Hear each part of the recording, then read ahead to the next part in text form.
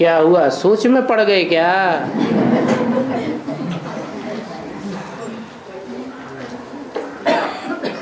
बाबा, हाँ जी। राजा बनना अच्छा है या सावकार बनना अच्छा है? राजा बनना अच्छा है या सावकार बनना अच्छा है? बाबा तो कहते हैं 16,000 की माला में जाने से तो अच्छा है साहूकार बन जाओ। बड़े बड़े जो साहूकार बनते हैं वो जरूर संगम युग में बहुत कुछ धन अर्पण किया होगा, स्थूल धन भी खूब अर्पण किया होगा और सूक्ष्म ज्ञान धन भी खूब अर्पण किया होगा।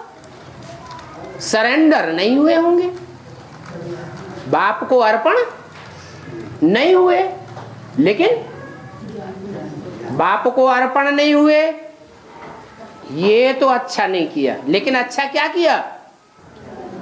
पूरा तन, पूरा मन, धन और ईश्वरीय धन खूब दिल खोल करके अर्पण किया। काहे में? काहे में अर्पण किया? ईश्वरीय सेवा में। तो क्या बनेंगे? साहूकार तो बनेंगे। बाकी जो राजघराना है, राजा बनने वाले हैं, राज परिवार के, उनके अंडर में 24 घंटे नहीं रहेंगे। क्या? स्वतंत्र होकर के बिजनेस करेंगे। तो दास दासी बनना अच्छा राजघराने में, या बड़े बड़े साहूकार बन करके ढेर के ढेर दास दासियां रखना अच्छा? क्या अच्छा है? साहूकार बनना अच्छा। क्यों? क्योंकि सरेंडर हुए और सरेंडर होने के बाद तन अर्पण किया नहीं। मना कर, हम नहीं देते। क्या लिख तो दिया कागज में, तन मन धन ईश्वर अर्पणम, कागज में तो लिख दिया, लेकिन पर बाद में फिर क्या करते हैं? ठेंगा दिखाई देते हैं।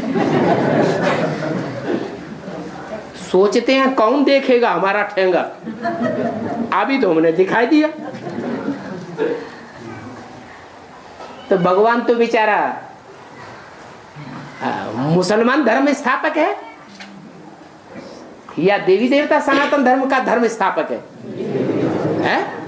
मुसलमान तो ऐसे होते हैं, दो नहीं दिया तो सर धड़ से अलग कर देते हैं। दुनिया में भी मनुष्य ऐसे होते हैं कि नहीं? अगर उनकी काम की आस पूरी नहीं, काम माने इच्छा, कोई भी इच्छा की पूर्ति नहीं हुई तो क्या करते हैं? कामेषु क्रोधेषु हो जाते हैं।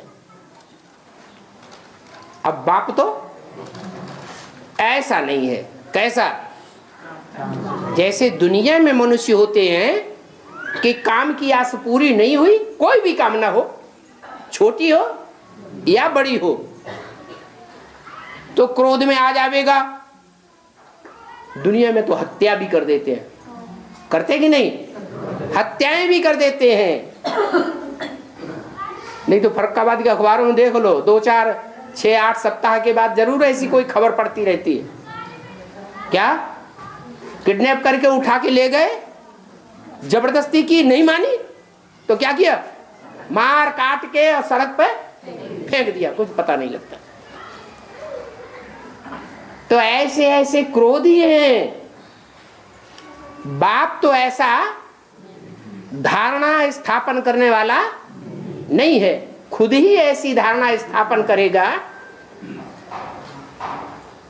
तो फिर फॉलोअर जो हैं उससे ज्यादा बिगड़े हुए बनेंगे या अच्छे बनेंगे? और ज्यादा बिगड़े हुए बनेंगे। तो बाप तो आकर के देवता धर्म की स्थापना कराते हैं और जो मनुष्य धर्म पिताएं हैं वो देवता नहीं बनाते हैं, दिव्य गुण धारण करना नहीं सिखाते हैं, देवताई धर्म स्थापन नहीं करते हैं, वो आसुरी धर्म स्थापन करने वाले हैं। तो बाप में और दुनिया वालों में बहुत फर्क है। और धर्म की स्थापना में पहली बात है स्वतंत्र रहो और स्वतंत्र रहने दो। स्वतंत्र रहेंगे इसका मतलब क्या हुआ है? निर्बंधन रहे, माने ईश्वर अर्पणम न होवे है, ये स्वतंत्रता। अरे खुद अर्पण हो जाए, खुद अर्पण हो जाए तो स्वतंत्र हो गए या परतंत्र हो गए? आत्मिक स्थिति। अरे ईश्वर के अर्पण हो गए, समर्पण पत्र लिख दिया, संसार के सामने लिख दिया। कोई कोई तो पहले खून से भी लिखते थे ना। तो वो आधीन होना अच्छा है या स्वाधीन होना अच्छा है? स्वाधीन होना अच्छा है, क्योंकि स्व माने आत्मा, मैं आत्मा, मैं ही सब कुछ हूं। I am Ishwar, I am God. मैं स्वेच्छाचारिणी हूं, मैं स्वेच्छाचारी बन करके रहूंगा। अगर भगवान भी उतर आए तो भी मैं उसके अधीन रहने वाला नहीं हूं। मेरी अकल से ही मेरी सदगति होगी। क्या मेरी सदगति कैसे होगी? मेरी बुद्धि से ही मेरी सदगति होगी। मैं और किसी की बुद्धि के सामने सर नहीं झुकाऊंगा।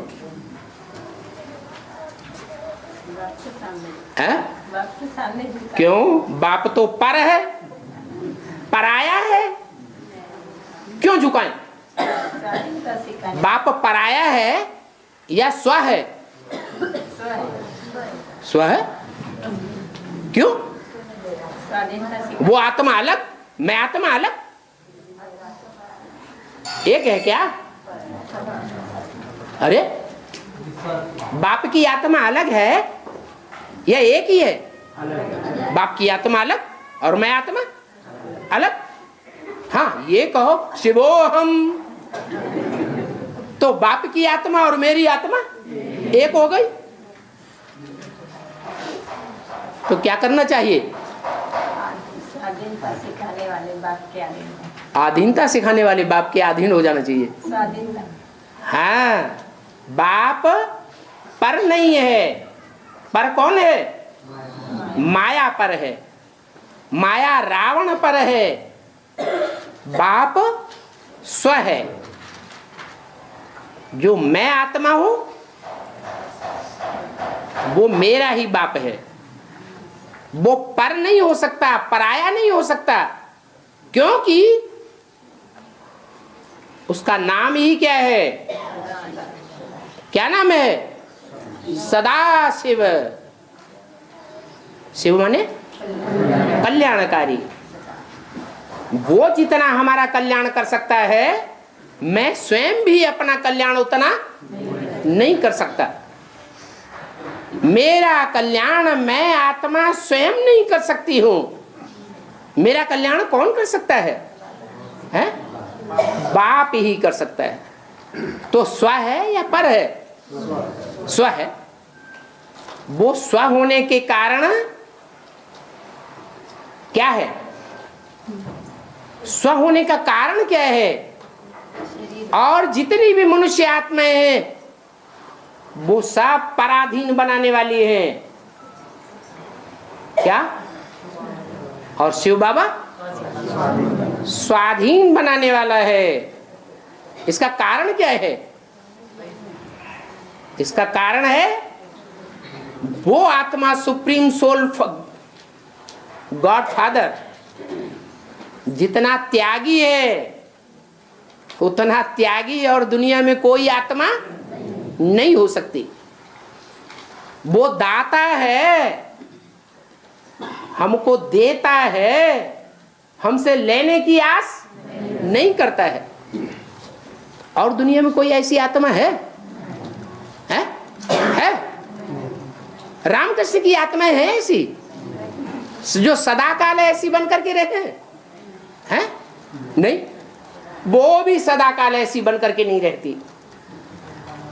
जिनको जिनको अपना रथ है वो सारे के सारे ही क्या है? स्वार्थी है। इसलिए अगर बाप आया हुआ है ये बुद्धि में बैठा तो क्या करना चाहिए? आधीन कहना है, आधीन कहना ही नहीं है, जैसे बाप चलाए वैसे चलना है। इसी में हमारा कल्याण है। क्योंकि साहूकार भी बन जाएंगे बड़े से बड़े तो राजा के कंट्रोल में रहना पड़ेगा कि नहीं रहना पड़ेगा? है? राजा जब चाहे तो राज्य के कल्याण के लिए साहूकार की सारी संपत्ति ले सकता है या नहीं ले सकता है? ले सकता है। आज भी ये परंपरा चल रही है। शहर हैं, कस्बे हैं, गांव हैं, गलियां और रोड बनी हुई हैं, जनसंख्या बढ़ती जा रही है। तो चाहे गांव का गली हो, चाहे कस्बे का रोड हो और चाहे बड़े शहर का रोड हो, वो अगर बढ़ाने की जरूरत पड़ती है और किसी का मकान रोड के ऊपर खड़ा हुआ है तो सरकार का आदेश होगा कि ये मकान हटाया जाए। तो हटाना पड़ेगा या नहीं हटाना पड़ेगा? है? हटाना पड़ेगा। राजा राजा होता है और प्रजा प्रजा होती है। प्रजा को अधीन ही रहना पड़ेगा। राजा स्वाधीन होता है। जो सदा स्वाधीन रहने वाला है वो बाप उसे बनाने वाला है। स्वाधीन बाप के स्वाधीन बच्चे राजा बनते हैं। तो मुरली में तो ये कह दिया क्या 16,000 की लिस्ट में आकर जाकर के दास दासी बने, उससे तो अच्छा है साहूकार प्रजा बन जाए। लेकिन ये 16,000 में से सबके लिए कह दिया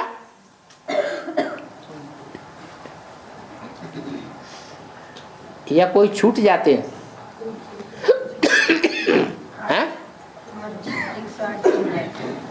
108 छोड़े हुए हैं। क्या कहा? 108 जो राजाएं हैं वो नहीं नाम गिनाया, उनकी गिनती नहीं की, क्योंकि 108 क्या बनने वाले हैं? राजाएं बनने वाले हैं। तो लक्ष्य हमारा क्या है? यहां आकर के हम बैठे हैं, पढ़ाई पढ़ रहे हैं, हमारा लक्ष्य प्रजा बनने का है। बाप हमको प्रजा बनाने की पढ़ाई पढ़ाने आए हैं? प्रजा बनने की पढ़ाई पढ़ाने आए हैं? नहीं। क्या पढ़ाने आए हैं? प्रजा योग पढ़ाने नहीं आए हैं। जो कह रहे हैं कि 16,000 की लिस्ट में आने से तो अच्छा दास दासी बने, उससे तो अच्छा क्या बने? साहूकार प्रजा बने। बाप का कहने का अर्थ ये नहीं है। क्या अर्थ है? बाप का कहने का अर्थ ये है कि 16,000 थर्ड क्लास माला है। क्या? फर्स्ट क्लास और सेकेंड क्लास माला कौन सी है? 8 और 108। उसमें आने के लिए मना कर दिया है? नहीं मना किया। तो जो नीचा संकल्प करने की आदि है जन्म जन्मांतर की, की बुद्धि में तो झट बैठ जाएगा। क्या देखो बाबा ने कहा है, क्या क्या कहा है कि 16,000 की लिस्ट में जाकर के दास दासी बने, उससे तो अच्छा साहूकार प्रजा में आए। अरे साहूकार प्रजा में आवे वो अच्छा इसलिए नहीं है कि उन्हें अधीन रहना पड़ता है। पराधीन सपने सुख नहीं, करी देखो विचार मन माही। जो पराधीन होता है उसको स्वप्न में भी सुख नहीं होता है। सुख काहे में है? स्वाधीनता में सुख है या पराधीनता में सुख है? स्वाधीनता में सुख है। तो बाप तो हमको ऊंचा लक्ष्य देते हैं। क्या कहते हैं? मैं तुम बच्चों को राजयोग सिखाने आया हूं, राजा बनो। क्या? रानी योग भी नहीं कहा। क्या? राजयोग, राजा बनो। मेरे बच्चे राजा बच्चे हैं, रानी बनने वाले मेरे बच्चे नहीं है, वो मेरी माला नहीं है। क्या? जो जन्म जन्मांतर राजा बनने के स्वभाव संस्कार वाले हैं वो मेरे बच्चे, और जन्म जन्मांतर रानी बनने के स्वभाव संस्कार वाले हैं वो विष्णु के बच्चे हैं। हाँ, ये अंतर है। तो क्या बनना चाहिए? राजा बच्चे बनना चाहिए। बाप खुद राजा नहीं बनता है, हम बच्चों को राजा बनाता है। कितना बड़ा त्याग है। क्या? खुद न बने और बच्चों को बनाए, उसको कहेंगे बाप। कौन सा बाप? ऊपर वाला या नीचे वाला है? ऐसा बाप जो खुद न बने और बच्चों को बनाए, वो ऊपर वाला या नीचे वाला? ऊपर वाला, नीचे वाला नहीं। क्योंकि नीचे वाला तो बाप समान बनता ही नहीं है ना। हाँ? अरे वो ऊपर वाला आता है तो उसका पहला लक्ष्य है कि जिसमें आता है उसको आप समान बनाएगा। जिसमें आता है वो ही आप समान नहीं बने तो फिर किसको परिवर्तन करने आया? तो जिसमें आता है उसको भी क्या बनाता है? आप समान। कैसा आप समान? ऐसा आप समान कि जैसे वो निष्कामी है, वो तो 5,000 वर्ष भी कुछ प्राप्ति नहीं करने की इच्छा रखता है, ऐसे ही जिसमें आता है उसको भी आप समान ऐसा बनाता है कि संगम युग में कुछ भी प्राप्ति करने की इच्छा न रहे, ऐसा बन जाए। प्रवेश करते ही ऐसा बन नहीं जाता है। तो स्वार्थी, दुनिया का सबसे बड़ा स्वार्थी या छोटा मोटा स्वार्थी? दुनिया का सबसे बड़ा स्वार्थी। फिर क्या बनाता है उसको? आप समान, निस्वार्थी। जब तक न बने तब तक उसका नाम शिव के साथ जोड़ा ही नहीं जाएगा। जब बनेगा आप समान तो उसका नाम शिव के साथ जोड़ा जाता है। दुनिया मान लेती है कि जो शिव है वही शंकर है। शिव शंकर ये आत्मा के स्वभाव संस्कार मिलकर के एक हो गए। जैसे ऊपर वाला कल्याणकारी वैसे ही ये नीचे वाला भी कल्याणकारी है। क्योंकि नीचे की स्टेज में उसकी बुद्धि उस समय रहेगी या ऊंची स्टेज में रहेगी? है ऊंची स्टेज में रहेगी। भले तन से, इंद्रियों से, आंखों से, स्थूल से दिखाई देवे कि नीचे रखा हुआ है गड्ढे में, सब देखें अरे ये तो कहां पड़ा हुआ है, गड्ढे में पड़ा हुआ है, लेकिन मन से गड्ढे में नहीं होता। कहां होता है? उपराम होता है। ऐसी जब स्टेज बनती है तो सारी दुनिया को फिर ये बात समझ में भी आती है क्या कि उपराम होने का अर्थ क्या है और कितना गहरा है। तो वो है सिर्फ संगम युगी शूटिंग की बात। क्या? बाप समान निस्वार्थी होने की बात। वो ऊपर वाला संगम युग में भी निस्वार्थी और फिर 5000 वर्ष के ड्रामा में भी निस्वार्थी, और जिसमें प्रवेश करता है वो 5000 वर्ष के ड्रामा में सदा काल के लिए निस्वार्थी नहीं है, लेकिन संगम युग में निस्वार्थी बनकर के पार्ट बजाता है। जब वो निस्वार्थी बन जाए तो बाप रिटायर होकर के संगम युग में ही कहां बैठते हैं? ऊपर बैठते हैं। ऊपर बैठ करके खेल देखते हैं और बच्चे नंबरवार अपना अपना पार्ट बजाते हैं। और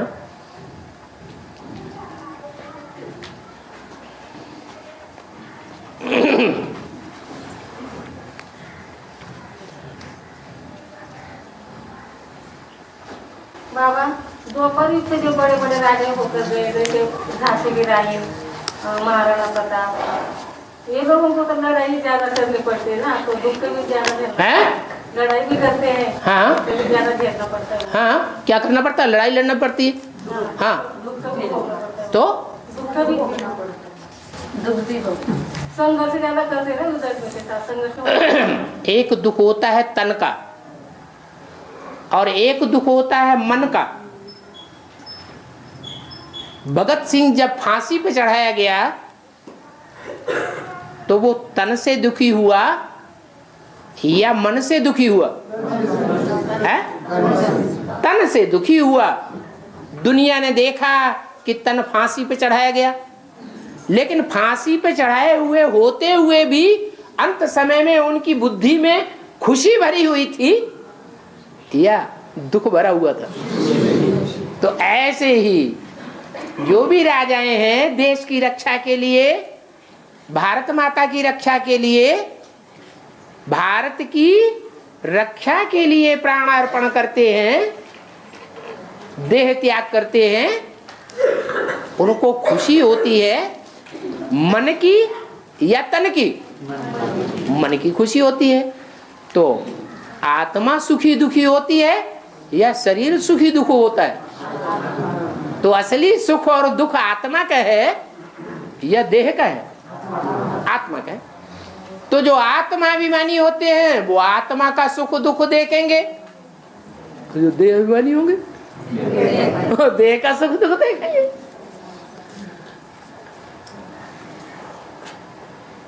क्या चाहिए? सुख दुख आत्मा का पहले देखना है। शरीर तो देखो या न देखो विनाशी है, वो तो आज है कल नहीं रहेगा। और आत्मा तो अविनाशी है। अविनाशी आत्मा का सुख दुख देखेंगे तो जन्म जन्मांतर सुखी रहेंगे, और देह का सुख दुख देखेंगे तो अल्पकाल की प्राप्ति करेंगे, सदा काल की प्राप्ति नहीं होगी।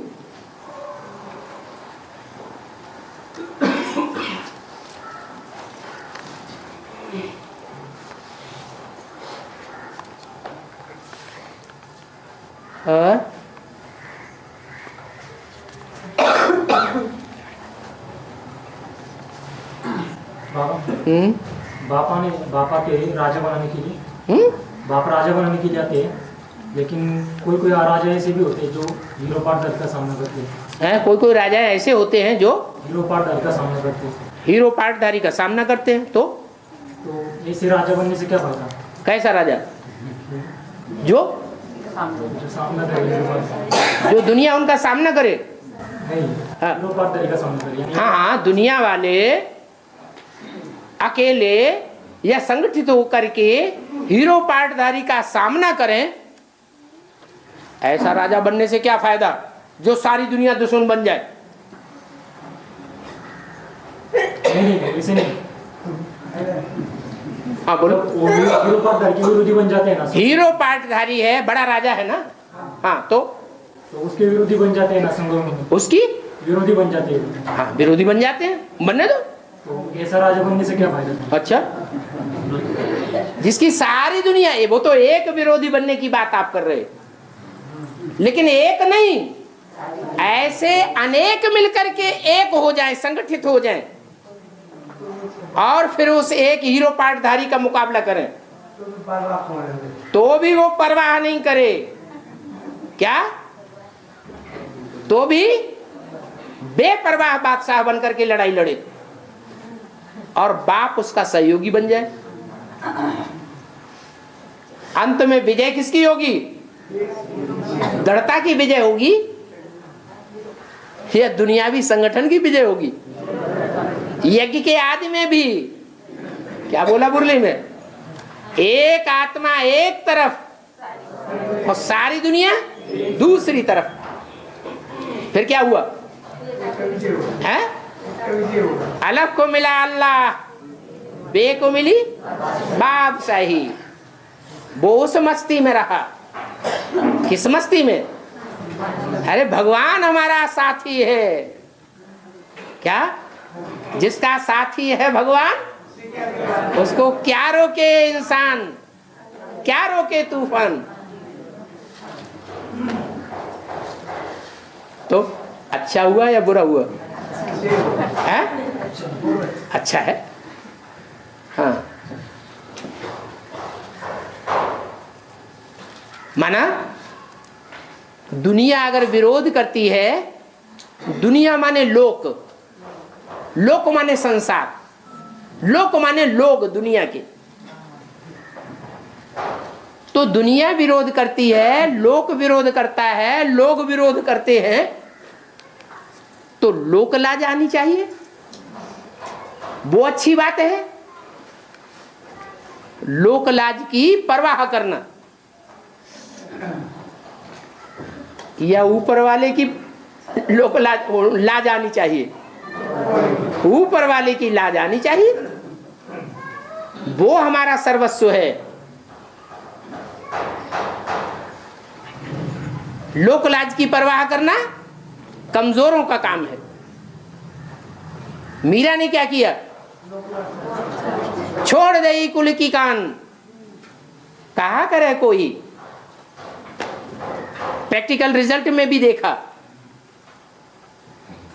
राणा ने सर्प का हलाहल विष दे दिया, कुछ बिगड़ा? कुछ नहीं बिगड़ा। मीरा जीत गई और राजस्थान के राजाएं हार गए।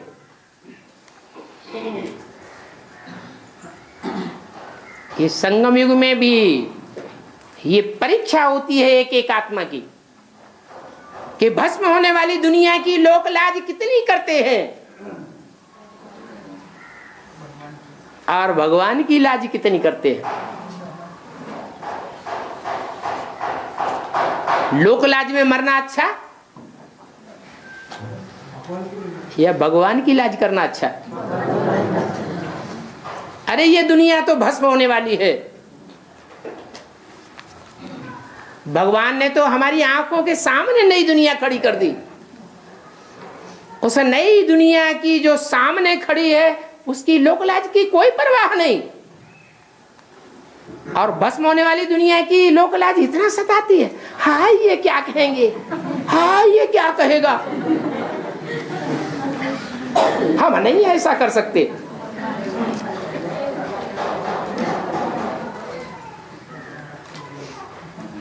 और बाबा अष्टदेव और श्री कृष्ण जो बच्चा है बच्चा हैं? बच्चा अष्टदेव और कृष्ण बच्चा। हाँ बेटा ना जब अष्टदेव कृष्ण बच्चा लास्ट के दो 7-8 नंबर के जो अष्टदेव है हैं? 7-8 नंबर का अष्टदेव है हाँ। समान होता है, उनके समान होता है। जो कृष्ण बच्चा है वो लास्ट नंबर के अष्टदेव के समान होता है। कुछ अर्थ में, हैं?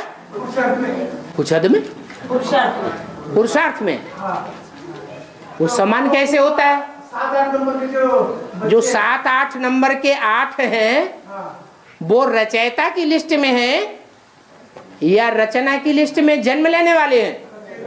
हैं? हैं? रचयिता रचयिता की स्टेज। और जो कृष्ण और कृष्ण जैसे 7 बच्चे जो सतयुग में जन्म लेकर के महाराजा बनेंगे वो रचना की स्टेज वाले हैं या रचयिता की स्टेज वाले हैं? लेकिन किन? बाप का जो फर्स्ट बच्चा है, हैं? मनुष्य सृष्टि का जो पहला बच्चा है कृष्ण, हाँ उसके बारे में बोल रहा हूँ। हाँ, उसके ही बारे में बोल रहे हैं कि जब कृष्ण बच्चा सतयुग में पैदा होगा तो जो बाप है उसको जन्म देने वाला और बाप के जो संगी साथी और 7 हैं जो रचयिता की स्टेज वाले हैं उनका रिगार्ड करना पड़े परंपरा में या नहीं करना पड़े। दुनिया में भी ये परंपरा अभी भी भारत में चल रही है। बाप और बाप के 7 भाई हों और बाप का बड़ा बच्चा पैदा हो, जेठौत तो कहा जाएगा। घर परिवार का आगे चल करके मालिक बनेगा ये तो कहा जाएगा कि युवराज बनेगा। लेकिन वर्तमान में उस युवराज को चाचाओं के, ताऊओं के, चाचाओं के, चाचियों के, ताइयों के पांव छूना पड़े ही नहीं छूना पड़े। ये परंपरा कहां से पड़ी है? संघ में पड़ी। आपका विचार भिन्न क्यों जा रहा है? अष्टदेव है, हाँ, अष्टदेव है, कृष्ण बच्चा है, कृष्ण बच्चा है, अष्टदेव और रचयिता के स्टेज में हैं? उनके पुत्र के 5 साल में जन्म कम होते, आयु कम होती हैं? यानी उनके कृष्ण की आत्मा अष्ट देवताओं के मुकाबले कम समय के लिए रंगमंच पर रहेगी या अष्ट देवों की आत्माएं रंगमंच पर ज्यादा साकार रूप में पार्ट बजाएंगी? हैं? अष्ट देवों की ज्यादा लंबा समय तक पार्ट बजाएंगी। तो जो जितने पहले 60 रूपी रंगमंच पर उतरेगा उतना बड़ा हुआ, बाद में उतरेगा तो अरे 8 की तो बात छोड़ो, 4.5 लाख भी कृष्ण से ऊंचे हैं। क्यों क्यों ऊंचे हैं? हाँ, क्योंकि वो सब रचयिता की स्टेज है, वो सब बीज हैं। क्या वो पत्ते हैं? कहां बीज की ताकत और कहां पत्तों की ताकत। भले पहले पहले शुरुआत के पत्ते हैं लेकिन पत्ते तो पत्ते हैं। पहले पूर के पत्ते हों या लास्ट पूर के पत्ते हों 84वें जन्म के, कहां बीज और कहां पत्ते, बहुत फर्क हो जाता है। अरे यज्ञ के आदि में भी ये बीज कौन सी हस्ती वाले थे? प्रजापिता के समान हस्ती वाले थे। वो बच्चा बुद्धि और वो हाँ सगीर बुद्धि, बहुत अंतर पड़ जाता है। उन सगीर बुद्धियों ने बाप को फॉलो किया और जो बच्चा बुद्धि थे उन्होंने अम्मा को फॉलो किया। और अब वो ही सगीर बुद्धि बच्चे, वो बच्चा बुद्धि बच्चे, ब्रह्म जैसी आत्माएं उसी अम्मा के पति बन करके बैठ गए। अब उस पर सवार होते हैं और उसको अपनी अकल के अनुसार चलाते हैं। माता के क्या बन गए? पति परमेश्वर बन गए। कितना जुल्म हो रहा है। अब तुम्हारी बुद्धि में क्या है? और बाबा शबरी के जूते बेर राम ने खाए और लक्ष्मण ने फेंक दिए हैं? शबरी के जूते बेर राम ने खाए, राम ने खाए हाँ। और लक्ष्मण ने पीछे फेंक दिए। लक्ष्मण ने पीछे फेंक दिए। हाँ, फिर वो बेर कौन से हैं? बेर में शबरी को दे। हाँ हाँ, तो किसने कदर की प्यार की और किसने प्यार की कदर नहीं की? इसको देवान आया और कौन देवान से परे हो गया है? प्यार में सब कुछ डूब जाता है। क्या? प्यार ऐसी चीज है, प्यार सागर है। जैसे ज्ञान सागर है वैसे प्यार भी सागर है। और बाबा आर्गस्तान में 100-200 के अंदर तेल निकला है। आर्गस्तान में तेल निकला है। आर्गस्तान में, अरबस्तान में तेल तेल की खान, तेल की खान निकली। हाँ अभी वहाँ ज्ञान जल नहीं, है? ज्ञान जल नहीं, पानी नहीं वहाँ। हाँ इसे वेद में इतना है, तेल निकलता है। पानी नहीं। तेल मशीनों में काम आता है। क्या? तेल जो है काहे में काम आता है? मशीनरी में काम आता है। पानी काहे में काम आता है? तेल जड़ मशीनरी में काम आता है और पानी चैतन्य मशीनरी है, जो भगवान की कुदरती बनाई हुई मशीनरी है, उसमें काम आता है। कौन सी ऊंची चीज है? पानी की ऊंची कीमत है। लेकिन लोगों को इस बात का पता नहीं है कि ज्ञान जल कितनी कीमत रखता है। वही तेल भारत में आकर के रिफाइन किया जाता है। क्या? तेल कहाँ रिफाइन होता है? भारत में आकर के रिफाइंड होता है। वो तेल यहाँ रिफाइंड होता है तो उसका एक रूप है जो डीजल कहा जाता है। क्या? क्या नाम है उसका? डीजल। डी माने डायरेक्ट और जल माने ज्ञान जल। भारत में सस्ता है और विदेशों में महंगा है। तो ये स्थान स्थान का फर्क हो जाता है। जो तेल है वो शुद्ध चीज है या अशुद्ध चीज है? वो अशुद्ध चीज है। तेल के मुकाबले घी शुद्ध चीज है। तेल तेल है, याद का घृत नहीं है। याद का घृत बहुत ऊंची चीज है। उसमें भी गौ घृत बहुत ऊंची चीज मानी जाती है। क्या? नहीं तो जहां तेल की खान है वहां बकरियों का घृत तो बनता होगा, लेकिन गौ घृत नहीं मिलता है। गांधी जी क्या पसंद करते थे? है? बकरी का दूध पीते थे, बकरी का घी खाते थे। होना क्या चाहिए? अरे भारत में जब गैया मिल रही हैं तो गाय का घृत खाना चाहिए। गाय भारत का ऐसा प्राणी है जो भारत में पूजा जाता है। क्या? क्यों पूजा जाता है? क्योंकि भाव स्वभाव से दिव्य गुण धारण करने वाली है, सीधी साधी है। जिंदगी भर के लिए जिस खूंटे से भारत की गौओं को बांधा जाता है, जीवन भर वहीं बंद करके रहती है, अपने माँ बाप का नाम बदनाम नहीं करती। विदेशों में ऐसा नहीं होता है। तो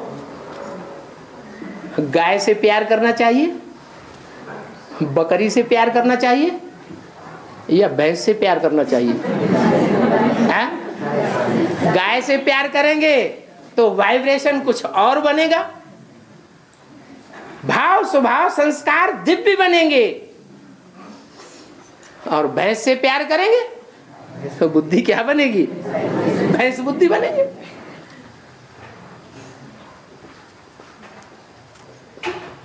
और बाबा, हिमसागर ट्रेन का नाम है हिमसागर।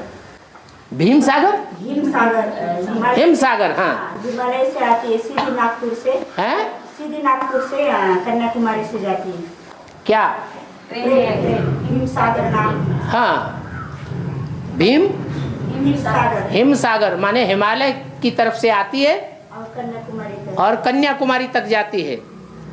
एक ऐसी ट्रेन है, माता जी बोल रही, बोल नहीं होगी उसका नाम रखा गया हिमसागर। जैसे नाम रखा गया कन्याकुमारी और कश्मीर से आने वाली एक्सप्रेस, तो कश्मीर को भी मिला रही है और कन्याकुमारी को भी मिला, तो के एक्सप्रेस नाम रख दिया। ऐसे ही नागपुर से आती है, हिमालय है, नागपुर से आती है, हिमालय से नहीं आती, हिमालय से आती है, पर बीच में नागपुर। हाँ, बीच में नागपुर भी पड़ता है क्या? हिमालय से आती है, आती तो ऊंचे प्रदेश से है, लेकिन बीच में नागांव का पुर पड़ता है, नागों का पुर पड़ता है। वैसे भी भारत माता है ना, क्या है? भारत माता है। तो भारत माता है तो भारत माता का कनेक्शन नाग देवताओं से नहीं है क्या? वो भी तो है। नागपुर की जो स्थायित्व है, स्थिरता है, जो नागपुर शहर दिखाया गया, वो भारत के मध्य भाग में दिखाया गया है या एक तरफ दिखाया है? मध्य भाग में दिखाया गया। नाम रख दिया नागपुर। कौन सा पुर? नागपुर। माना भले हिमसागर से आती है वो एक्सप्रेस, एक्सप्रेस माने संकल्पों की ट्रेन। वेद में क्या अर्थ हुआ? ऐसे संकल्पों की ट्रेन जो आती है हिमसागर से। हिम माने बर्फ और सागर माने सागर। तो हिमसागर कौन सा हुआ है? नहीं, वो कौन सा सागर है जो हिमालय पर्वत पर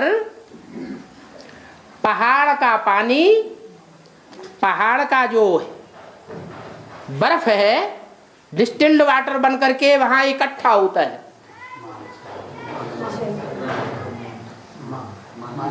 मानसरोवर। वहां से वो संकल्पों की ट्रेन चली तो शुद्ध है या अशुद्ध संकल्प है? शुद्ध संकल्पों की ट्रेन आती है। माना सतयुग त्रेता तक कैसे संकल्प रहते हैं? शुद्ध संकल्प चलते। फिर कहां से गुजरती है? नागपुर से। तो नागपुर से जब गुजरेगी तो नागलोक वालों के सबसे ज्यादा विषैला प्राणी कौन सा होता है? नाग होता है। तो जो विषैला प्राणी से होकर के वो संकल्पों की ट्रेन गुजरती है, तो संकल्प कैसे हो जाते हैं? अशुद्ध संकल्प हो जाते हैं। ये हो गया द्वापर युग की शुरुआत। इसीलिए बाबा ने बोला है उत्तर भारत है भारत, उत्तर भारत है स्वदेश, नागपुर से ऊपर का हिस्सा, मध्य भारत में है ना नागपुर, और नागपुर के दक्षिण का जो देश है भारत देश, वो है भारत का विदेश। तो विभिचारी संकल्प विदेशों में ज्यादा चलते हैं या स्वदेश में ज्यादा चलते हैं? विदेश में विभिचारी संकल्प ज्यादा चलते हैं। तो नागपुर से जब वो हिमसागर ट्रेन गुजरती है तो गंदे गंदे संकल्प चलेंगे। क्या कहां तक पहुंचेगी वो ट्रेन? गंदे संकल्पों वाली चलते चलते चलते कहां तक पहुंचे? कन्याकुमारी तक पहुंचे। तब जाकर के सागर के नजदीक पहुंचेगी। तो सागर में संकल्पों का विलय हो जाएगा। तो कन्याकुमारी तक पहुंचना अच्छी बात हुई, खराब बात हुई है? ब्राह्मणों की दुनिया में भी ये हिमसागर एक्सप्रेस चल रही होगी या नहीं चल रही होगी? है चल रही है। पहले ज्ञान सतो प्रधान सतो सामान्य था और अब तमो प्रधान होता जाता है। जैसे जैसे नागों को धारण करने वाला कौन है? शंकर जी। उसका पार्ट लोगों के बीच में क्लियर होता जाता है। क्लियर हो रहा है या मति भ्रम पैदा हो रहा है? क्लियर हो रहा है। क्लियर हो रहा है तो निश्चय बुद्धि बनना चाहिए, और मति भ्रम पैदा हो रहा है तो अनिश्चय बुद्धि होना चाहिए। तो क्या हो रहे हैं अभी? अनिश्चय बुद्धि हो रहे हैं। कभी बाप के ऊपर निश्चय बैठता है और कभी विपरीत संकल्प चलते हैं। तो जैसे जैसे वो संकल्पों की ट्रेन आगे बढ़ती जाती है, वैसे वैसे नागपुर से होती हुई वो ट्रेन जब आगे बढ़ती है तो विदेशीयता की तरफ बढ़ती है। आखिरी में कौन से प्रदेश में पहुंचती है? उस प्रदेश का नाम क्या है? हाँ, ऐसा प्रदेश है जो हिंदी का नाम लेना भी पसंद नहीं करता। क्या? हिंदुस्तान और हिंदी के नाम से ही नफरत। सभी प्रदेशों में हिंदी पढ़ाई जाती है और वहां प्राइमरी स्कूल में भी हिंदी नहीं पढ़ाएंगे। हिंदी का कोई प्रचार प्रसार नहीं। इतनी नफरत भरी हुई है। नाम क्या है प्रदेश का? तमिलनाडु। क्या तुम हमसे नहीं मिलते तो हम तुमसे नहीं मिलते। तुम हमको प्यार करोगे तो हम तुमसे प्यार करेंगे। अगर तुम भगवान से प्यार करोगे, भगवान से सच्चा प्यार करोगे, अरे भगवान इस सृष्टि पर आया हुआ है कि नहीं? आया हुआ है। तो अगर तुम भगवान से सच्चा प्यार करोगे, एक भगवान दूसरा ना कोई, और मेरे से नहीं करोगे तो हम तुमसे नहीं मिलते। हम तुमसे बात भी नहीं करेंगे। बात करने के लिए भाषा चाहिए, हमें तुम्हारी भाषा भी नहीं चाहिए। एकदम विरोधी। ऐसे स्टेट से वो संकल्पों की ट्रेन गुजरती है, उसका नाम क्या रखा है? हिमसागर का एक्सप्रेस। तो फिर अंजाम क्या होगा? अगर ऐसा ही चलता रहा तो अंजाम अच्छा होगा या बुरा होगा? बुरा होगा। तो क्या करना पड़े? बताया, विजयमाला का आह्वान करो। जो ट्रेन विजयमाला के नजदीक पहुंच जाए, क्या कन्याकुमारी के नजदीक पहुंचेगी तो सारी की सारी ट्रेन शुद्ध संकल्पों वाली बन जाएगी और सागर से मेल हो जाएगा। सागर में कितना भी कचड़े वाला संकल्प हो, कितनी भी कचड़े वाली नदी क्यों न हो, और ढेर की ढेर नदियां क्यों न हो जो कचड़ा बहाने वाली हैं, वो सागर में गिरती हैं तो जल कैसा हो जाता है? शुद्ध जल हो जाता है। हाँ, तो आपने तो बहुत अच्छी बात सुनाई है। कोई आपत्ति है हिमसागर एक्सप्रेस से? है आपत्ति? नहीं है? अच्छा, पहले थी। अच्छा अच्छा। हाँ, दुष्यंत राजा की पत्नी है, दुष्यंत राजा की पत्नी दुष्यंत की पत्नी शकुंतला। हाँ, तो उसने मछली हड़प कर दी। है? सोने की अंगूठी, उसकी अंगूठी को मछली खा गई। वो कौन है? क्या? मछली कौन है? उसकी अंगूठी को, इसकी अंगूठी को, शकुंतला की अंगूठी को मछली ने हप कर लिया। क्या? उसका नाम रखा दुष्यंत। किसका अंत? दुष माने दोष। दोषों का अंत करने वाले का नाम क्या रख दिया? कवि ने नाम रख दिया जो भारत का, संस्कृत का बड़े से बड़ा कवि माना जाता है। कौन? कालिदास।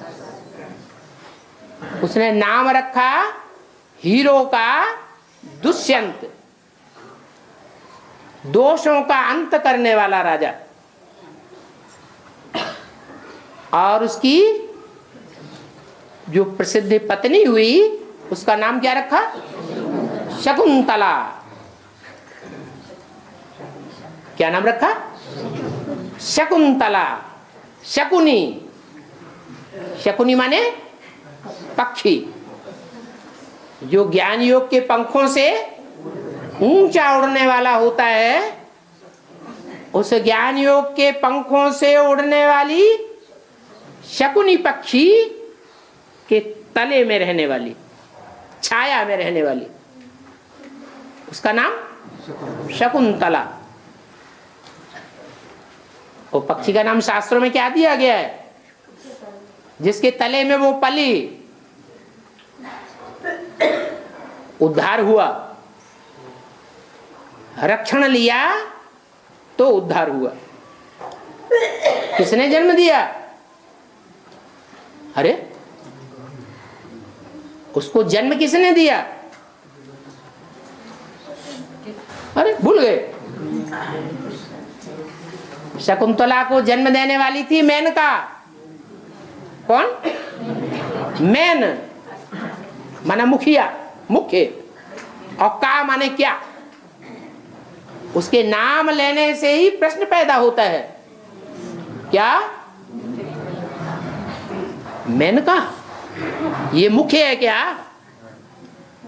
जैसे बाबा बोलते अमेरिका, आ मेरे का, आओ तुम मेरे हो क्या या माया के हो? तो ऐसे ही नाम क्या रखा? मेनका। माना वो मुख्य नहीं है। नाम तो लिया जाता है मेनका का बहुत, लेकिन ज्ञान योग के पंखों से उड़ने वाली परियों में वो मुख्य नहीं है। क्यों? क्यों मुख्य नहीं है? इसलिए मुख्य नहीं है कि उसने जो बड़ा ऋषि था महर्षि विश्वामित्र, उसको भी नीचे गिरा दिया। किसके आदेश पर? हैं? राजा इंद्र के आदेश पर उसको नीचे गिराने की निमित्त बन गई। किसी की बात नहीं मानी।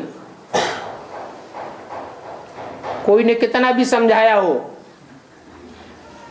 भले समझाने वाला साप भी दे दे तो उस साप की भी उसने परवाह नहीं की।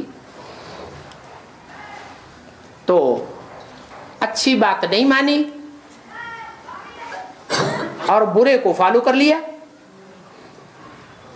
तो मुख्य पार्ट वाली कही जाएगी या गौण पार्ट बजाने वाली हुई? गौण पार्ट हो गया। तो ऐसी मेनका की पुत्री है जो बड़ी स्वार्थी थी मेनका। क्या? कैसी स्वार्थी?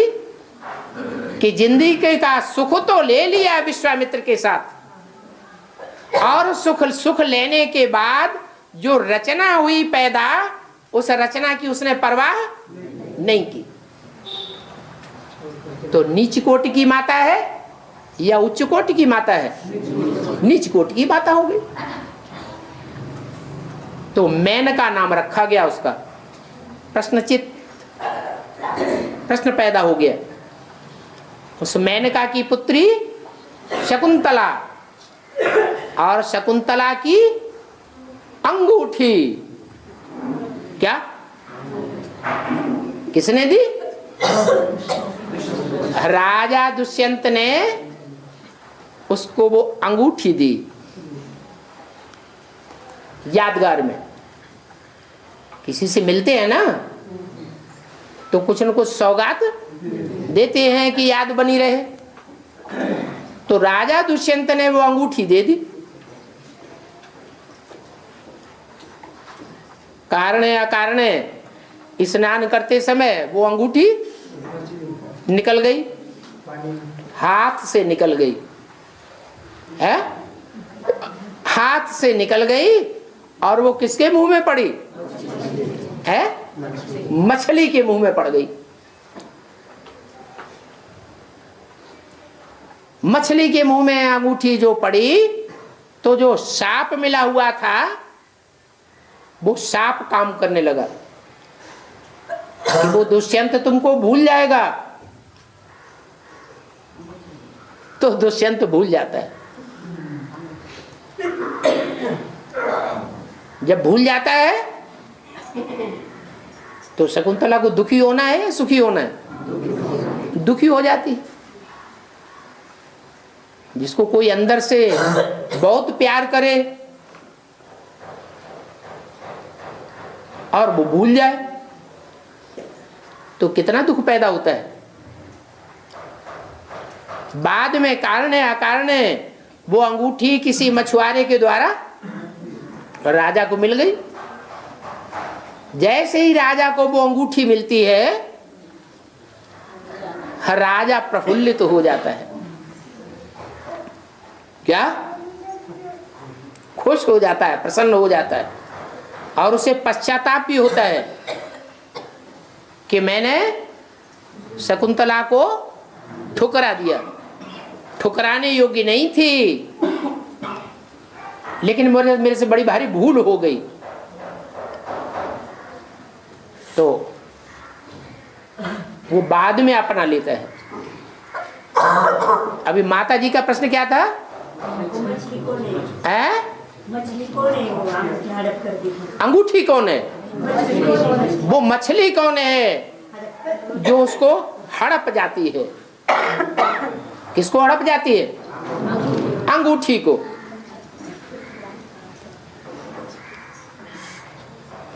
अब अंगूठी और वो मछली चैतन्य ही होगी या जड़ होगी?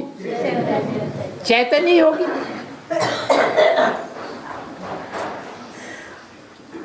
जो हड़प ली जाती है मछली के द्वारा,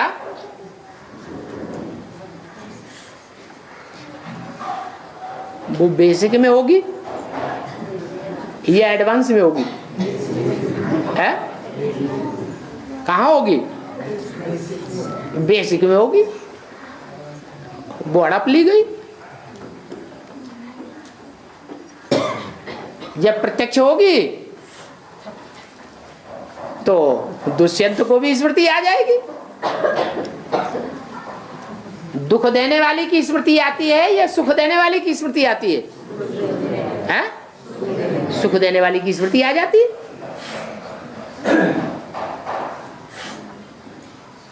बाबा नहीं बताएंगे नाम। और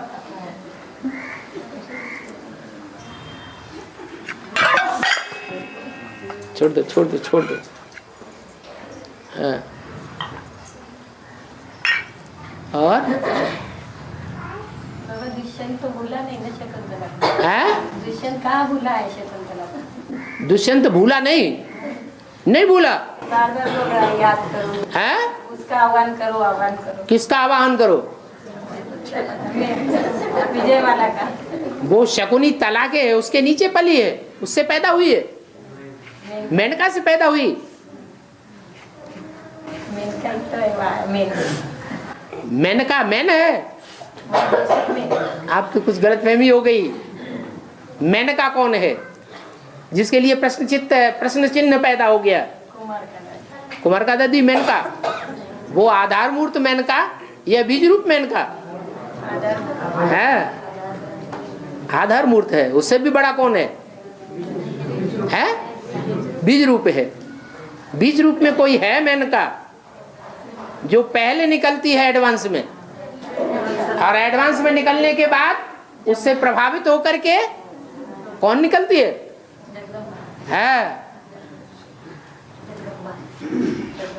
और उसको पालना नहीं देती, छोड़ देती है। पूरी पालना देनी चाहिए। वो विदेशी हुई मेनका या स्वदेशी हुई? विदेशी हो गई। और शकुंतला स्वदेशी है या विदेशी है? स्वदेशी है। और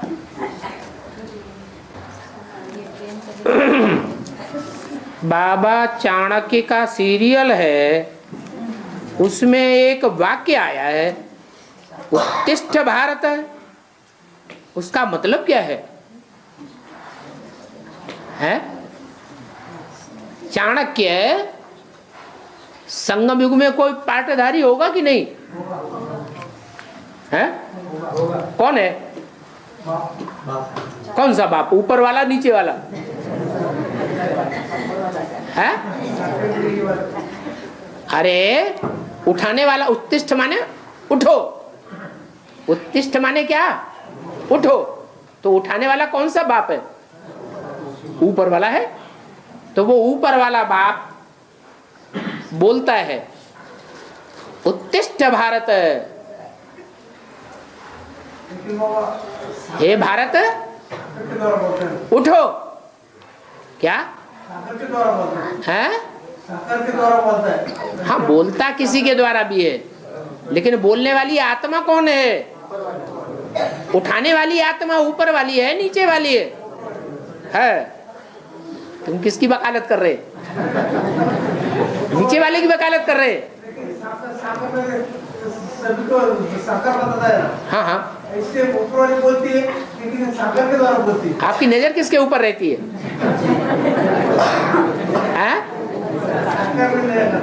आपकी नजर किसके ऊपर रहती है? दोनों के ऊपर है? आप बेबिचारी याद में रहते हैं या बेबिचारी याद में? हाँ, बाप तो दो हैं, लेकिन बोलने वाली, आपको आर्डर देने वाली आत्मा उठो, वो कौन है?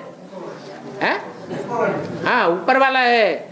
तो आत्मा को याद किया जाता है या देहधारी को याद किया जाता है? हाँ, लड़ाई चल रही है राजा राम की। हाँ हाँ, साकार में देखो निराकार को, लेकिन देखो किसको है? निराकार को देखो। तो जिस निराकार आत्मा को देखा, बोलने वाली वही तो है। आर्डर किसने दिया? ऊपर वाले ने आर्डर दिया, उठो। किसको आर्डर दिया? अरे आर्डर किसको दिया है? उठो, ये आर्डर किसको दिया? भारत। किसको आर्डर दिया? भारत को आर्डर दिया, उठो, पड़े न रहो। क्या मंदिर में जाते हैं तो जो जाने वाले मंदिर में भगत हैं वो ऊपर वाले शिव बाबा को देखते हैं या नीचे वाले लिंग को देखते हैं? किसको देखते हैं? उनकी बुद्धि में क्या है? नीचे वाला है। तो घंट बजाते हैं, उठो हम आ रहे हैं। क्योंकि सारी दुनिया शिवो हम समझती है। तो शिव बाबा ने ये कहा, भारत उठो। उठो का मतलब नीचे गिरा हुआ है या उठा हुआ है? नीचे गिरा हुआ है। अभी उठ खड़े हो जाओ, बहुत ढेर सारा काम करना है। तो यही बात चाणक्य में आई है। जो गुरु है वो चाणक्य बोलता है, भारत उठो। उठो का मतलब दिव्य गुणों की धारणा में उठो, राजयोग की पढ़ाई में ऊंचे उठो, ज्ञान की बातों की प्रैक्टिकल धारणा में ऊंचे उठो, और ईश्वरीय सेवा में भी ऊंचे उठो।